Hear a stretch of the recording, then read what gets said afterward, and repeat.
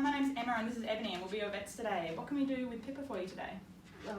This is Pippa. So she has been missing for 5 days, and my neighbor called me half an hour ago, and she said she's staying at our front door, and we just bring her straight here because I saw there's a pretty bad wound on the front leg, and she didn't let us get closer enough to see. That sounds horrible. It must be so relieved that you got her back. Look, we're going to take her out the back and have a look at her. Yeah. Oh, alrighty. Do you remember anything from FADIS and DVM1? I can't remember a single thing about wound healing. I don't think I went to that lecture. Classic. Dr. Charlie, though, she always went to every single lecture. Ah, sweet. Alrighty. I'll give you Pippa and I'll give her a quick buzz now.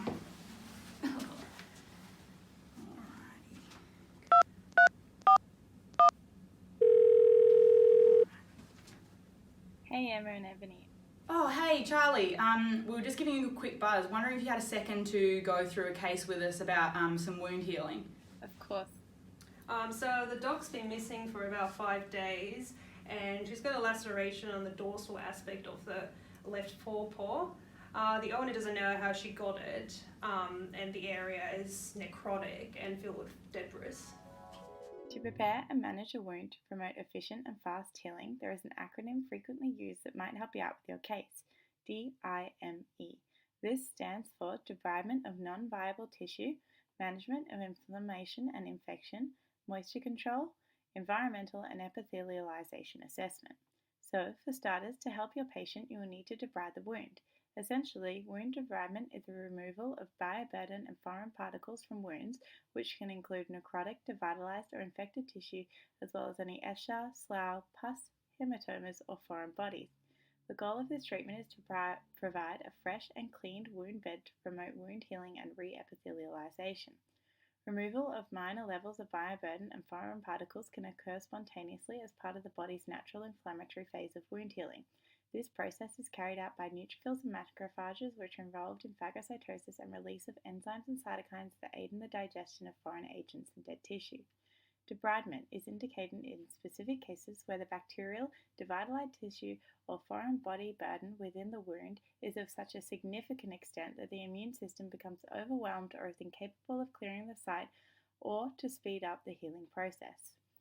In veterinary medicine, techniques used for wound debridement can be divided into 2 categories: selective and non-selective. Selective methods specifically target the devitalized tissue, whilst non-selective methods target the entire wound and may damage the healthy tissue. Selective can be further categorized into biological, autolytic, and enzymatic, and non-selective can be further categorized into surgical and mechanical debridement. Biological debridement involves the removal of necrotic tissue with the use of disinfected fly larvae. This prevents the growth of bacteria and promotes the growth of granular tissue in chronic wounds. This technique isn't commonly used in veterinary medicine in current time. However, as we all know, with a steady rise in bacterial resistance, the likelihood of this technique might become more prevalent. The benefits of this technique are the antimicrobial and proteolytic activity of the larvae secretions combined with the disruption of the wound environment impedes bacterial growth. This technique is also useful when more invasive techniques that would compromise fragile structures like the distal limb cannot be used. However, it is not the most effective method of debridement, especially with large exuding wounds. Large wounds will require large amounts of larvae and will have an increased risk of developing iatrogenic ammonia toxicity, as the ammonia from the larvae secretions can then enter the bloodstream. Autolytic debridement involves utilizing the body's natural processes of wound healing, where a semi-occlusive or occlusive dressing, such as hydrogels and films, are placed over the wound, keeping the wound fluids in constant contact with the wound itself. In this way, endogenous enzymes, cytokines, and growth factors will break down the devitalized tissue over time, while stimulating granulation tissue formation, angiogenesis, and epithelialization.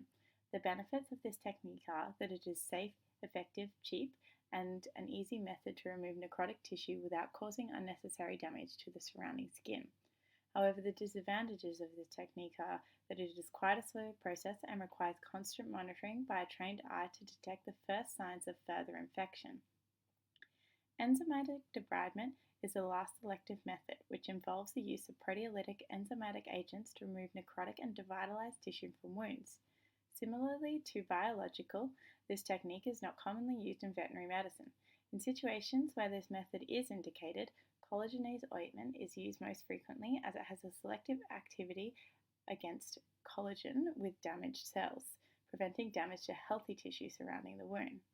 This technique is beneficial as it is faster than autolytic debridement, whilst also being non-invasive, pain-free, and making it a suitable choice when sedation or anesthesia may not be readily available. The problem with this method is that it can be quite an expensive procedure and is quite a slow process. It is not overly practical when wounds are large and if the agent involved needs to be used long term, as it can also result in a local inflammatory and pyogenic reactions. Surgical debridement is the most commonly used method in veterinary practice. It involves the removal of necrotic tissue and debris from wounds with sharp dissections including scissors, scalpel, and traumatic tissue forceps. In combinations with this, wound lavage is commonly used to remove debris and dilute bacteria at the site of the infection. Commonly used products include sterile isotonic saline or lactated ringer solution. This technique is usually performed under anesthesia in an aseptic surgical theatre. It is a fast approach and useful when large quantities of devitalized tissue and foreign material need to be removed from the wound. This method also enables a high control over the extent of tissue removal and effectively stimulates growth of a new wound bed. However, it is not a cost-effective approach when compared with the other methods of debridement if using general anesthesia, so the owners need to be consulted to determine if that is what they are willing to spend on their dog. In addition to this, as you all know, the use of anesthesia in any animal comes with its own associated risks. Finally, mechanical debridement involves applying a wet or dry dressing to the surface of the wound and then allowing it to dry and adhere to the tissue. This dressing is then removed and with it any foreign material and devitalized tissue within the wound. The benefits of this method are that it's cost effective and that the changing of dressings is an easy procedure. However, the disadvantages of this method is that it's non-selective and along with the devitalized tissue, the removal of the dressing will damage healthy granulation tissue and epithelial cells.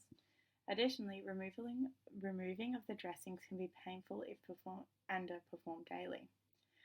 This method is therefore only performed for a short period of time and in conjunction with other methods.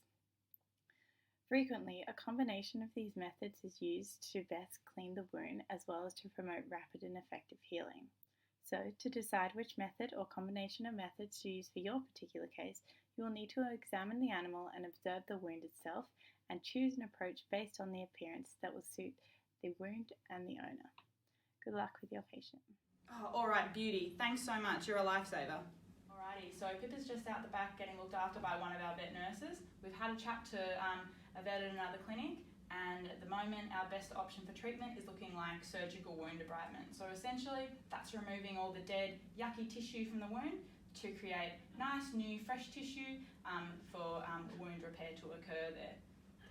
That way we'll give her a best chance of full recovery. Okay, that sounds good. Excellent, and then we'll go from there. Yeah, Thanks. sure. Thank you.